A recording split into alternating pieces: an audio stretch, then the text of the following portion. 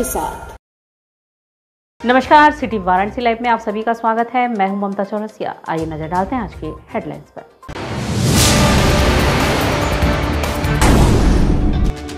तीस्ता सीतलवाड़ एवं आरबी श्री कुमार की रिहाई की मांग को लेकर प्रदर्शन। पैसा मांगने पर गाली देने से खिन्न खलासी ने चालक को मौत के घाट उतारा। सेना भर्ती के नए नियम के खिलाफ कांग्रेस कमेटी ने दिया धरना। और 3000 किलोमीटर की यात्रा पूरी करके अखिल भारतीय शतरंज ओलंपियाड मशाल पहुंची वाराणसी। और अब खबरें विस्तार से।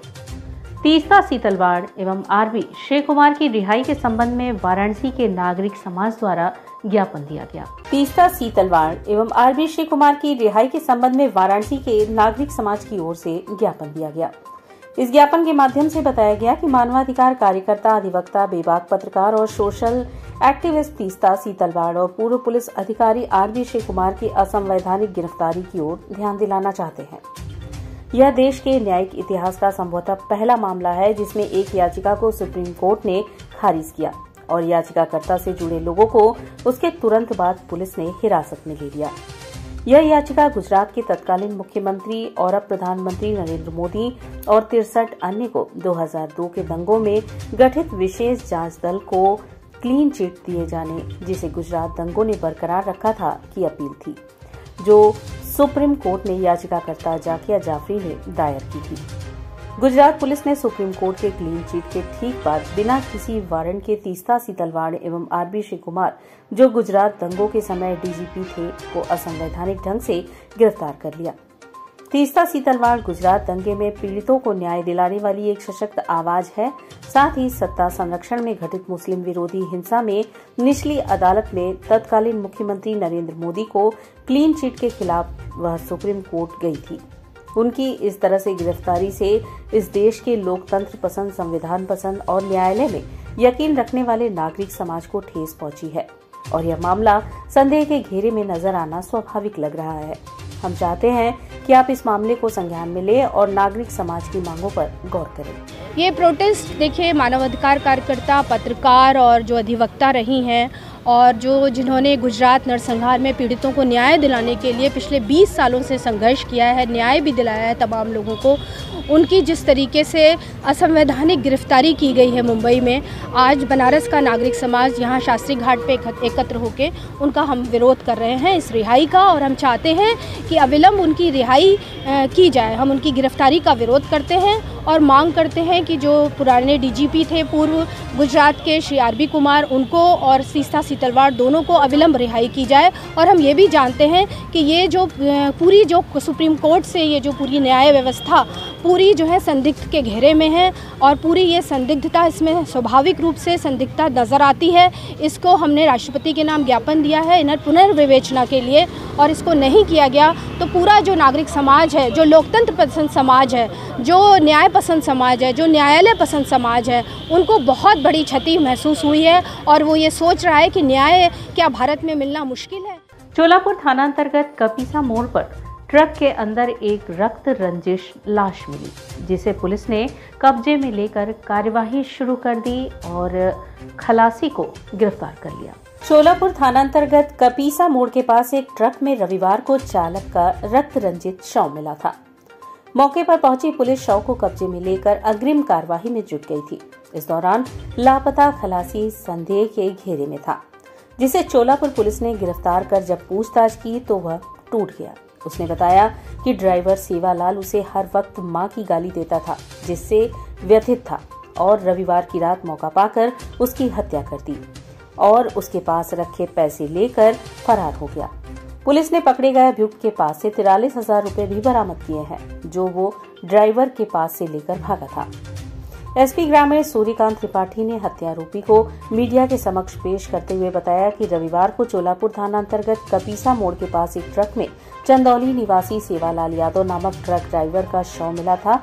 उस संबंध में ट्रक के मालिक मनोज कुमार यादव निवासी थाना चौक वाराणसी ने इस संबंध में लिखित तहरीर दी थी। इस संबंध में मुकदमा दर्ज कर सीओ पिंडरा के नेतृत्व में थाना चोलापुर की टीमें गठित की गई थी। चोलापुर की टीम को 26 जून की रात से ही मुखबिर से सूचना मिली कि घटना से संबंधित खलासी रामनगर थाना क्षेत्र के टेंगरा मोड़ हाईवे पुल के नीचे खड़ा होकर वाहन का इंतजार कर रहा है। इस सूचना पर पुलिस ने घेरेबंदी कर मौके से राजकमल निवासी ककनेशा बसंतपुर बलरामपुर छत्तीसगढ़ को गिरफ्तार कर लिया। पकड़े गए अभियुक्त के पास से मृतक का मोबाइल फोन और 43,000 रुपए बरामद हुए हैं। एसपी ग्रामीण ने बताया कि अभियुक्त ने पूछताछ में बताया है कि वह छत्तीसगढ़ का निवासी है और ट्रक ड्राइवर सेवालाल उसे गाड़ी का रस्सा बांधने के लिए अक्सर मां की गाली दिया करता था। मैंने इस वजह से उनकी हत्या कर दी और उनके पास के पैसे लेकर फरार हो गया। ट्रक ड्राइवर सेवालाल की हत्या हुई थी और ये मालूम चला है कि उसके जो कंडक्टर खलासी था राजकमल, उसी ने उसकी हत्या की थी। वो हत्या करके और उसका 43,200 रुपये लूट करके भाग रहा था। उसको इंस्पेक्टर चोलापुर, एडिशनल एसपी और वहाँ के सीओ, इन लोगों की टीम ने और पूरा प्रयास करके उसको गिरफ्तार किया और उसके कब्जे से 43,200 रुपये, हत्या में प्रयुक्त चाकू, पाना और उसकी खून लगी बनियान, ये सारी चीज़ें बरामद कर ली हैं। बहुत अच्छा अनावरण हुआ है, इसके लिए मैं टीम को पुरस्कृत करूँगा।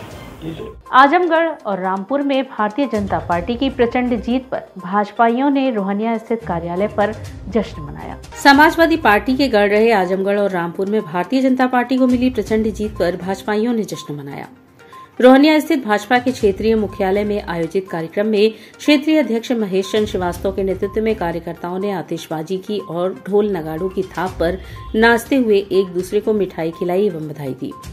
इस अवसर पर भाजपा क्षेत्रीय अध्यक्ष महेश चंद्र श्रीवास्तव ने कार्यकर्ताओं को जीत की बधाई देते हुए कहा कि प्रधानमंत्री नरेंद्र मोदी के नेतृत्व में एवं प्रदेश के मुख्यमंत्री योगी आदित्यनाथ की अगुवाई में केंद्र और प्रदेश में चल रही डबल इंजन की सरकार द्वारा जनहित में किए जा रहे कार्य भारतीय जनता पार्टी के कार्यकर्ताओं के अथक परिश्रम और प्रदेश की जनता के आशीर्वचन का परिणाम है कि भारतीय जनता पार्टी को लोकसभा उपचुनाव में आजमगढ़ और रामपुर में जीत हासिल हुई है। जीत पर जश्न मनाने वालों में क्षेत्रीय अध्यक्ष महेश चंद्र श्रीवास्तव, जिलाध्यक्ष हंसराज विश्वकर्मा, जिला पंचायत अध्यक्ष पूनम मौर्य, रोहनिया विधायक सुनील पटेल, दिलीप सिंह पटेल, राकेश शर्मा, अशोक तिवारी, प्रदीप अग्रहरी सहित बड़ी संख्या में भाजपा कार्यकर्ता उपस्थित रहे। आम जनमानस आज मोदी और योगी के पक्ष में है। ये दोनों चुनाव परिणाम इस बात को प्रमाणित करता है। उसके लिए काशी क्षेत्र के इस कार्यालय पर आज कार्यकर्ताओं ने जश्न मनाया, विजय उत्सव मनाया, पटाखे फोड़े, मिठाइयाँ खिलाई, नगाड़ा बजाया। पिछले दिनों आई तेज आंधी से सोनिया क्षेत्र में दुर्घटना हुई जिसमें एक बालिका की जान चली गई। इस घटना पर विकास प्राधिकरण ने ध्वस्तीकरण का आदेश दिया था, जिसे सख्ती के साथ पूरा किया गया। पिछले दिनों आई तेज आंधी और पानी में सोनिया स्थित एक मकान की दीवार गिरने से बालिका की मौत होने तथा विकास प्राधिकरण से ध्वस्तीकरण का आदेश जारी होने पर सोमवार को वीडीए की टीम उसे गिराने पहुंची। बुलडोजर से एक एक दीवार और छत तोड़ने के साथ मजदूर भी तोड़ते रहे। दिन भर तोड़ने की कार्रवाई में एक मंजिल क्षतिग्रस्त कर दी गई। ध्वस्तीकरण की कार्रवाई शुरू होने से पहले भवन स्वामी ने विरोध किया, लेकिन वीडीए की टीम ने सख्ती से कार्रवाई की। बीते माह 23 मई को आई तेज आंधी और पानी के दौरान सोनिया में एक निर्माणाधीन व्यावसायिक भवन का एक हिस्सा गिरने से बेबी सोनकर की मौत हो गई थी। एक माह के बाद उसकी शादी थी और शादी का सामान खरीदने सोनिया स्थित चंदा के घर आई थी। निर्माणाधीन मकान गिरने की सूचना मिलने पर वीडीए उपाध्यक्ष ने संयुक्त सचिव परमानंद यादव के नेतृत्व में टीम जांच करने पहुंची। जांच में पाया कि अवैध निर्माण करने पर भवन स्वामी राजू सोनकर को 17 सितंबर 2019 को नोटिस जारी की गई थी। 17 मई को ध्वस्तीकरण का आदेश पारित था, फिर भी भवन स्वामी अवैध निर्माण करता रहा। इस बारे में संयुक्त सचिव परमानंद यादव का कहना है कि 4 मंजिल अवैध निर्माण में से एक मंजिल को क्षतिग्रस्त किया गया है। भवन स्वामी को भी अवैध निर्माण तोड़ने को कहा गया है। वीडीए अवैध निर्माण को पूरी तरह से ध्वस्तीकरण की कार्रवाई करेगा। उधर भवन स्वामी के खिलाफ सिकरा थाने में भी मुकदमा दर्ज है। पुलिस इस मामले की जांच कर रही है। पुलिस के अनुसार जांच के बाद इस मामले में विधिक कार्रवाई की जाएगी। अवैध रूप से बिल्डिंग बनी हुई है 3+3, इस पे नोटिस की कार्रवाई की गई। उत्तर प्रदेश नगर नियोजन विकास नियम होने से के तहत सुनवाई में निर्माणकर्ता द्वारा न तो कोई सक्षम स्वीकृति प्रस्तुत की गई, न ही समन मांझे दाखिल किया गया। थाने में भी कराने के लिए लेटर भेजा गया था, लेकिन निर्माणकर्ता द्वारा चोरी छुपे निर्माण जारी रखा गया। इस पर स्पष्टीकरण आदेश पारित कर दिया गया। मई में स्पष्टीकरण आदेश पारित है इस पर, और निर्माणकर्ता को उसमें 1 महीने का समय दिया गया था स्वतः स्वयं हटा दी, लेकिन उनके द्वारा बिल्डिंग स्वयं नहीं हटाई गई, अवैध निर्माण को यथावत रखा गया। और इसमें यह भी अवगत कराना है कि बीच में आंधी तूफान जो आया था 23 तारीख को, उसके गिरने से कई बच्चे भी हो गई थी पड़ोस में ही। इसके कारण से इस बिल्डिंग को प्राथमिकता पर आज ध्वस्तीकरण कार्रवाई कराया जा रहा है। सोमवार को रामनगर क्षेत्र स्थित शास्त्रीय पुल से एक युवक ने गंगा में छलांग लगा दी। रामनगर थाना क्षेत्र के शास्त्रीय पुल से सोमवार की सुबह एक अज्ञात युवक ने गंगा में छलांग लगा दी। युवक को गंगा में कूदते देख वहां मछली मार रहे मछुआरे मौके पर पहुंचे, पर तब तक युवक डूब चुका था। मछुआरों ने कड़ी मशक्कत के बाद 15 मिनट में शव को ढूंढ निकाला। इस बीच सूचना पाकर मौके पर पुलिस भी पहुंच चुकी थी। फिलहाल युवक के पास से कोई भी चीज नहीं मिली है जिससे उसकी शिनाख्त हो सके। पुलिस युवक के शिनाख्त में जुट गई है। इस संबंध में रमेश कुमार साहनी ने बताया कि वो बलुआ घाट रामनगर के निवासी हैं। उन्होंने बताया कि हम लोग घाट पर ही थे कि अचानक एक युवक गंगा में कूद गया। आवाज सुनकर मछुआरे उसकी तरफ भागे, पर वह एक बार ऊपर आने के बाद गंगा में समा गया। मछुआरों ने गंगा से 15 मिनट के प्रयास से उसका शव बरामद कर लिया। फिलहाल मौके पर पहुंची पुलिस ने शव की शिनाख्त कराने की कोशिश की, लेकिन शिनाख्त नहीं हो सकी। पुलिस ने शव को कब्जे में लेकर मर्चरी भिजवा दिया है। महानगर अध्यक्ष राघवेंद्र चौबे की अध्यक्षता में सेना भर्ती के नए नियमों को लेकर महानगर कांग्रेस कमेटी द्वारा धरना प्रदर्शन किया गया। सेना भर्ती के नए नियम के खिलाफ सोमवार को महानगर कांग्रेस कमेटी द्वारा धरना दिया गया। धरना प्रदर्शन की अध्यक्षता महानगर अध्यक्ष राघवेंद्र चौबे ने किया। वह कार्यक्रम संयोजक महानगर उपाध्यक्ष डॉक्टर राजेश गुप्ता ने किया। महानगर अध्यक्ष राघवेंद्र चौबे ने कहा कि केंद्र की घमंडी सरकार में युवाओं की तैयारी और मेहनत पर पानी फेर दिया है। अग्निपथ के नाम पर इन भर्तियों को खत्म कर उनके ऊपर पाषाण प्रहार हुआ है। सपनों को कुचल देना ठीक नहीं है। भारतीय सेनाओं के नियम के खिलवाड़ करना अनुचित है। सैन्य भर्ती को लेकर जो लापरवाह रवैया अपनाया जा रहा है वो देश और देश के युवाओं के भविष्य की रक्षा के लिए घातक साबित होगा। सेनाओं में रेगुलर भर्ती रोक, 4 साल के ठेके पर फौज भर्ती देश की सुरक्षा के लिए गलत संदेश है। 4 साल की नौकरी के बाद भर्ती हुए युवाओं के भविष्य का क्या होगा, इसका जवाब मोदी सरकार के पास नहीं है। सरकार की नीति नीयत सब में खोट है। कांग्रेस पार्टी लोकतांत्रिक रूप से युवाओं के लिए लड़ाई लड़ेगी। युवाओं के सपनों के साथ खिलवाड़ कांग्रेस पार्टी बर्दाश्त नहीं करेगी। जो रोज सुबह 4 बजे उठकर देश की सेवा करने के लिए सपनों के साथ दौड़ता है, और हम उन तमाम युवा साथियों के हक के लिए कांग्रेस लड़ेगी व सरकार को यह कानून वापस लेना ही होगा।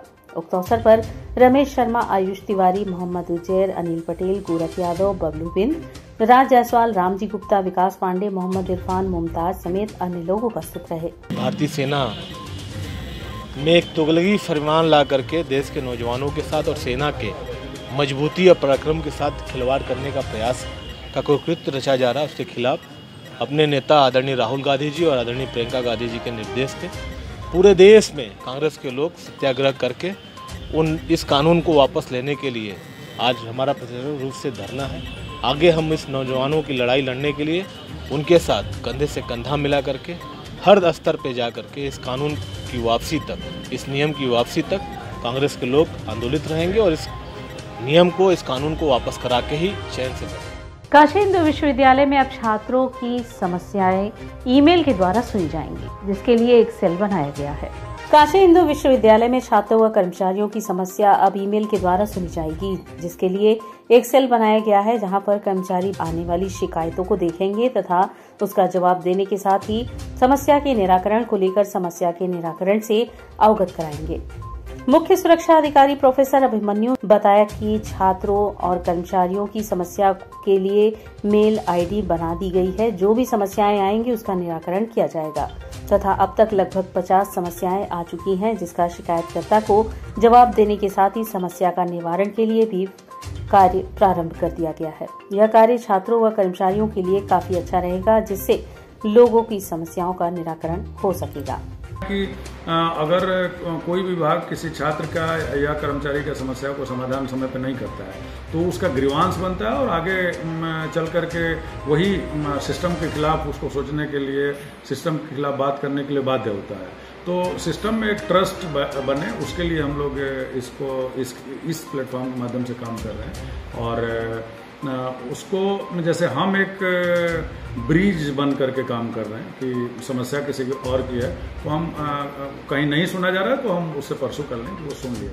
दीप बनारस बार एसोसिएशन के पूर्व अध्यक्ष शंभू शरण चौरसिया पर फुलवरिया स्थित गंगापुरी कॉलोनी में रास्ता अवरुद्ध करने का आरोप लगाया गया है। दीप बनारस बार एसोसिएशन के पूर्व अध्यक्ष शंभू शरण चौरसिया पर फुलवरिया की गंगापुरी कॉलोनी में रास्ता अवरुद्ध करने का आरोप लगाया गया है। इस आरोप की जानकारी होते ही साथी अधिवक्ता भड़क गए और वर्तमान सेंट्रल बार एसोसिएशन के अध्यक्ष मोहन यादव व महामंत्री अश्वनी कुमार राय के नेतृत्व में एडीएम सिटी को ज्ञापन दिया। साथ ही आग्रह किया गया कि इस मामले की गंभीरता से जांच की जाए।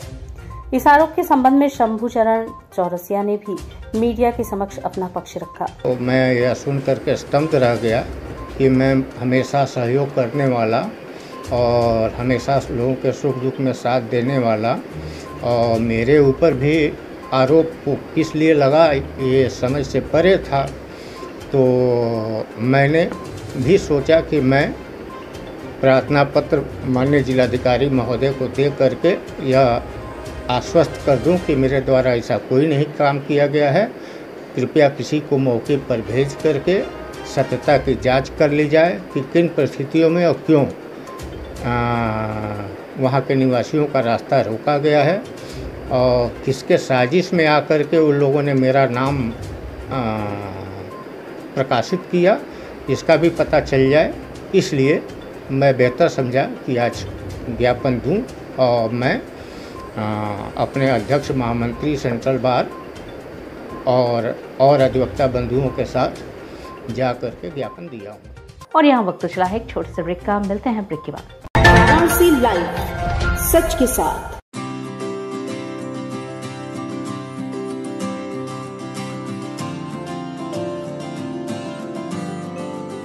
We know how to shine, we know how to rise. We are nurtured with the best, having fun and some rest. We are learning today, we will lead tomorrow. We are choosing our way, we're learning and play. We are creative, that is our motive. We are RS World School. We are creative, that is our motive. We are RS World School, RS World School. We just don't believe in learning, we believe in creative learning. We are RS World School. Learn today, lead tomorrow. Corona virus ने देश में एक बार फिर से रफ्तार पकड़ ली है। ऐसे में जरूरी है कि सभी लोग पूरी एहतियात बरतें। घर से बाहर निकलते समय मास्क का सदैव प्रयोग करें। समय समय पर हाथों को सैनिटाइजर से सैनिटाइज करें। ज्यादा भीड़ भाड़ वाली जगहों में जाने से बचें। 2 गज की दूरी का पालन करें। स्वस्थ रहें, सुरक्षित रहें। जनहित में जारी वाराणसी लाइव। वाराणसी लाइव, सच के साथ। और ब्रेक के बाद पुनः आपका स्वागत है। जन सूचना अधिकार अधिनियम की भावना के अनुरूप प्रार्थना पत्रों का जल्द से जल्द निस्तारण करने के लिए सूचना आयुक्त अजय कुमार उप्रेती ने अधिकारियों को निर्देश दिया। सूचना आयुक्त अजय कुमार उप्रेती ने जन सूचना अधिकारी अधिनियम की भावना के अनुरूप प्रार्थना पत्रों का निस्तारण समय से किए जाने हेतु जन सूचना अधिकारियों को निर्देशित किया। उन्होंने विशेष रूप से जोर देते हुए कहा कि प्रार्थना पत्रों का निस्तारण प्राथमिकता के आधार पर सुनिश्चित की जाए ताकि बिना वजह आयोग की कार्यवाही से बचे। जन सूचना अधिकारी अधिनियम की धारा 4(1)(b) का अनुपालन सुनिश्चित कराए। आवेदन को प्रमाणित उपलब्ध कराई जाए और जो प्रार्थना पत्र उनसे अथवा उनके विभाग से संबंधित न हो उन्हें संबंधित अधिकारी एवं विभाग को प्रत्येक दशा में 5 दिवस के अंदर उपलब्ध करा दें। सूचना आयुक्त अजय कुमार उप्रेती सोमवार को सर्किट हाउस सभागार में आयोजित कार्यशाला में जन सूचना अधिकारियों को आवश्यक दिशा निर्देश दे रहे थे। उन्होंने बताया कि फरवरी से अब तक वाराणसी जनपद के 125 अधिकारियों पर प्रार्थना पत्रों का जवाब न दिए जाने में शिथिलता बरतने पर अर्थदंड लगाया गया है। उन्होंने बताया कि अर्थदंड की धनराशि संबंधित अधिकारी के वेतन से काटकर राजकोष में जमा कराया जाएगा। जन सूचना अधिकारियों में जो है एक्ट के प्रति जागरूकता पैदा करना, उनको ये बताना कि सही समय में त्वरित गति से जन सूचना अधिकार में मांगी गई सूचनाएं शिकायतकर्ता अपीलकर्ता को जो समय सीमा एक्ट में दी गई है उपलब्ध कराना। और दूसरा उद्देश्य ये था यहाँ पे आके सुनवाई करने का, ताकि जो है लोगों की, खासकर अपीलकर्ताओं की जो है ऊर्जा, धन और समय की बचत हो, उनको लखनऊ ना आना पड़े। उससे बेहतर है कि आयोग वहाँ से यहाँ आ जाए और एक दिन में इतने मुकदमों के, करीब 250 मुकदमों की सुनवाई जो है कर ले। विशेषता ये था कि जन सूचना अधिकारियों के साथ एक समीक्षा बैठक भी थी कि क्या उन्होंने किया है, क्या वो कर रहे हैं, कैसे वो सूचनाएं देंगे, और उनको ये बताना भी था। एक्ट की धारा 21 के प्रति उनको जागरूक भी जो है करना था, और सूचनाएं मतलब जिससे एक्ट की मूलभूत भावना वो हो कि समय से सूचनाएं जो है दिलवाई जा सकें उनको, और जल्दी से जल्दी सूचनाएं दिलवाई जा सकें। सावन माह के प्रथम सोमवार को बाबा काशी विश्वनाथ समेत अन्य शिवालयों पर यादव बंधुओं के जलाभिषेक को लेकर चंद्रवंशी गोप सेवा समिति की बैठक आहूत हुई। सावन के प्रथम सोमवार पर काशी विश्वनाथ सहित अन्य 9 शिवालयों पर यादव बंधुओं द्वारा होने वाले जलाभिषेक के संदर्भ में चंद्रवंशी गोप सेवा समिति की बैठक राजघाट स्थित भरत सरदार के बाड़े में संपन्न हुई। बैठक में प्रमुख रूप से निम्नलिखित बिंदुओं पर चर्चा हुई, जिसमें काशी विश्वनाथ जलाभिषेक करने के उपरांत ललिता घाट वाले रास्ते को दुरुस्त कराएं ताकि यादव बंधुओं को असुविधा न हो। त्रिलोचन महादेव वाली तंग गली में सीवर का ओवरफ्लो व गली को पूरी तरह से दुरुस्त करें ताकि नंगे पांव चलने वालों को ठोकर न लगे व सुचारू रूप से जलाभिषेक हो सके। इसके उपरांत ओमकालेश्वर जाने वाले मार्ग मक्षोदरी पुलिस चौकी के पास अपार गंदगी व वहां के मार्ग को ठीक कराया जाए। ओमकालेश्वर महादेव से निकलकर लाड भैरव जाने वाले मार्ग पर ट्रैफिक पुलिस की सुविधा की जाए ताकि कोई दुर्घटना न हो। केदार घाट पर बैरिकेडिंग की व्यवस्था, एलिचिंग पाउडर का छिड़काव, लाड भैरव पर रामबाग की साफ सफाई, पानी के टैंकर की सुविधा व कलश यात्रा मार्गों को दुरुस्त कराया जाए। बैठक की अध्यक्षता गणेश प्रसाद यादव, संचालन कल्लू यादव व धन्यवाद ज्ञापन विजेंद्र यादव नाटे ने दिया। बैठक में मुख्य रूप से महानगर अध्यक्ष विनय यादव, सुरेश यादव, शालिनी यादव, आयुष्मान यादव, सोनू यादव, बल्ली सरदार, अनिल यादव, रोहित यादव, राजेश यादव, गोपाल यादव, दुर्गा यादव, सुदीप यादव, बल्लू व काफी संख्या में यादव बंधु उपस्थित रहे। कोरोना काल 2 साल हम लोग को नहीं मिला, लेकिन इस बार हम लोग बनारस में एक ऐतिहासिक जलाभिषेक करेंगे और बाबा विश्वनाथ से प्रार्थना करेंगे कि काशी वासी विदेश बाहर के लोगों को भी हम लोग आमंत्रित इस बार किए हैं। कलकत्ता से लोग आ रहे हैं, दिल्ली से आ रहे हैं, बॉम्बे से लोग आ रहे हैं। हम लोग के संग वो केदार जी से लेकर 9 शिवालयों पे जलाभिषेक करेंगे। हम जिला प्रशासक से साथ ही अनुरोध भी करेंगे, हम लोग का जो मार्ग है केदार जी, तिलबांडेश्वर, चितला जी, मान मंदिर, विश्वनाथ मंदिर, महामृत्युंजय, ओमकालेश्वर, लाड भैरव, हम की पूरी सफाई की व्यवस्था कराएं और यही हमारी मांग रहेगी। कब करेंगे अपन जलाभिषेक? हमारी टाइमिंग रहती है 8 बजे हम केदारेश्वर मंदिर से चलेंगे और करीब 9:30 बजे तक विश्वनाथ मंदिर हम पहुंच जाएंगे। उसके बाद 9 शिवालयों में हम लोग जलाभिषेक करते हैं। अखिल भारतीय शतरंज ओलंपियाड मशाल सोमवार को नई दिल्ली से चलकर लखनऊ होते हुए लगभग 3000 किलोमीटर की यात्रा पूरी करके वाराणसी स्थित महात्मा गांधी काशी विद्यापीठ पहुंचा। नई दिल्ली से चलकर लखनऊ होते हुए लगभग 3000 किलोमीटर की यात्रा पूरी करके अखिल भारतीय शतरंज ओलंपियाड मशाल सोमवार को वाराणसी स्थित महात्मा गांधी काशी विद्यापीठ कैंपस पहुंची, जहां पर विश्वविद्यालय स्थित गांधी अध्ययन पीठ सभागार में मशाल को लाया गया। सभागार में संचालित कार्यक्रम की अध्यक्षता विश्वविद्यालय के कुलपति प्रोफेसर आनंद कुमार त्यागी ने किया। इस कार्यक्रम में शतरंज ओलंपियाड की राष्ट्रीय अध्यक्ष संजय कपूर, प्रदेश अध्यक्ष अनिल कुमार रायजादा तथा वाराणसी शतरंज अध्यक्ष अजय राय उपस्थित रहे। गौरतलब है कि यह मशाल उत्तर प्रदेश के 9 जिलों तथा देश भर के 75 जिलों से होते हुए चेन्नई पहुंचेगी, जहां पर शतरंज प्रतियोगिता का आयोजन किया जाएगा। चूंकि हम आजादी का अमृत महोत्सव मना रहे हैं और हमें आजाद हुए 75 वर्ष हो गए हैं, इसलिए भारत सरकार ने इस मशाल को देश भर के 75 जिलों से गुजारने करने का निर्णय लिया है। इस प्रतियोगिता में दुनिया भर के 183 देश प्रतिभाग करेंगे। यह प्रतियोगिता रूस में आयोजित होने वाली थी, लेकिन रूस के युद्ध में लिप्त होने की वजह से इस प्रतियोगिता की मेजबानी इस बार भारत को मिली है। यह मशाल वाराणसी के बाद अयोध्या जाएगी। कार्यक्रम की अध्यक्षता करते हुए विश्वविद्यालय के कुलपति प्रोफेसर आनंद कुमार त्यागी ने अपने संबोधन में कहा कि विश्व का सबसे पुराना खेल विश्व की सबसे पुरानी नगरी में तथा बनारस का सबसे पुराना विश्वविद्यालय इस मशाल अग्रसरित कर रहा है। यह हमारे लिए गौरव का क्षण है।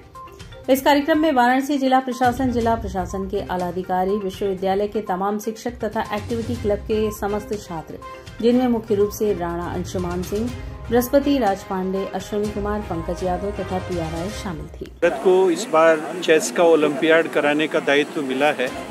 हमारे माननीय प्रधानमंत्री जी के अथक प्रयासों से ये भारत का जो अभूतपूर्व खेल था, यहीं से पैदा हुआ, उसको फिर से भारत की भूमि पे लेके आना और विश्व के 180 से निवेदन करेंगे, सभी पीछे हो जाएंगे। जुड़ना पूरे हमारे लिए एक राष्ट्रीय सभी से निवेदन है, सभी पीछे हो जाएंगे। खुशी है तो सभी हमारे ग्रैंड मास्टर बनारस का कार्यक्रम आज यहाँ काशी विद्यापीठ में हुआ और हमारे भारत के जो चेस फेडरेशन है उसके प्रेसिडेंट, उत्तर प्रदेश के चेस प्रेसिडेंट और बनारस के चेस प्रेसिडेंट सभी लोग यहाँ पे आए और हमारे बच्चों में इसके प्रति जागरूकता किया। इसके साथ ही साथ रंगारंग कार्यक्रम भी हुआ।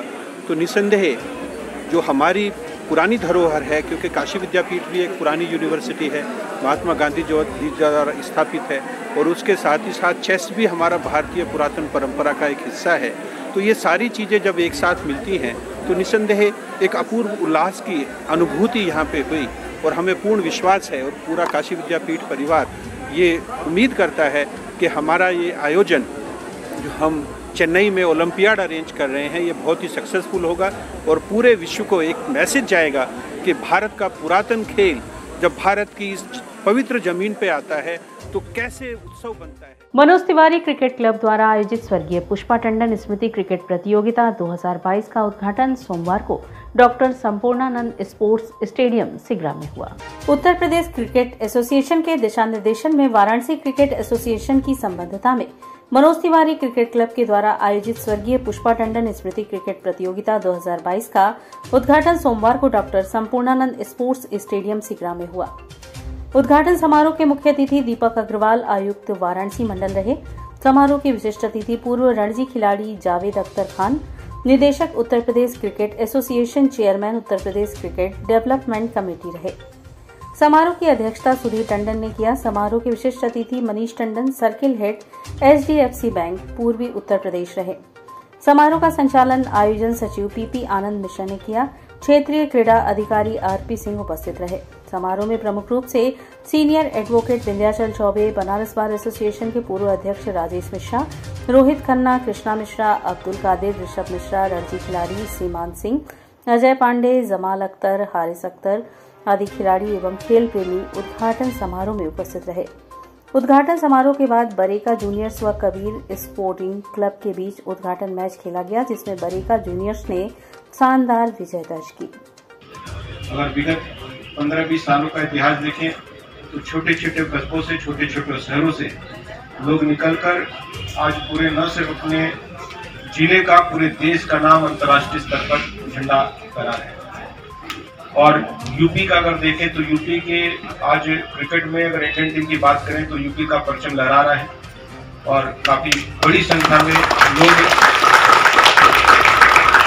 खिलाड़ी हमारे इंडियन टीम में आए, IPL खेल रहे हैं और केवल खेल नहीं रहे, पूरा अच्छा यूपी का झंडा बुलंद कर रहे हैं। रायपुर छत्तीसगढ़ में नेशनल रोलर स्केटिंग प्रतियोगिता में वृद्धि माहेश्वरी ने जीत हासिल कर काशी का नाम रोशन किया। वृद्धि ने बनारस के मान सम्मान में वृद्धि की। अब देश का नाम रोशन करने की बारी है। विगत 17 से 19 जून को रायपुर छत्तीसगढ़ में आयोजित ओपन नेशनल रोलर स्केटिंग प्रतियोगिता में अपने आयु वर्ग में 2 भिन्न सेगमेंट में भाग लेकर और दोनों में स्वर्ण पदक को हासिल करके वृद्धि माहेश्वरी ने अपने शहर बनारस व राज्य का नाम रोशन किया है और बनारस के खेल जगत में एक नया उत्साह प्रदान किया है। उक्त विचार वाराणसी होटेलियर्स एसोसिएशन के सचिव विजय प्रकाश ने आज एसोसिएशन द्वारा वृद्धि माहेश्वरी के सम्मान के लिए आयोजित एक समारोह में व्यक्त किया। वाराणसी के प्रमुख औद्योगिक घराने और एल ग्रुप के निदेशक ओमकार माहेश्वरी ने वृद्धि के इस उपलब्धि पर हर्ष प्रकट करते हुए कहा कि हमारे समूह के लिए ये दोहरी खुशी का पल है। वृद्धि माहेश्वरी आरएल ग्रुप के मयंक माहेश्वरी की पुत्री है और बनारस की बेटी है। वृद्धि माहेश्वरी ने अपने इस स्वर्णिम सफलता का श्रेय अपनी कोच माता पिता व दादा दादी को दिया। इस अवसर पर पवन माहेश्वरी, मोहित माहेश्वरी इत्यादि उपस्थित रहे। पहले तो ये मैंने हॉबी जैसा स्टार्ट किया था स्कूल में एलटीए में, फिर जब मुझे इसमें इंटरेस्ट आने लगा तो मैंने उसमें और अच्छे से वो अपने आप को डेवलप किया और उसमें और अच्छी हुई। फिर स्टेट नेशनल ऐसे ऐसे करते करते आज मेडल आ गया। आपकी क्या दिनचर्या, क्या खाती हैं आप सुबह उठ के, और जब आप खेलने गई क्या कुछ है? अभी मैं सुबह उठ के रोज़ जब जाती थी 4 से 6, सुबह 4 से 6 बजे जब मैं जाती थी तो मैं एक बनाना मिल्कशेक खाकर जाती थी और हम लोग उधर 20 से 10 किलोमीटर रोज करते थे। और इसी के साथ सिटी वाराणसी लाइव का यह प्रसारण यही समाप्त होता है। ममता चौरसिया को दे इजाजत। नमस्कार।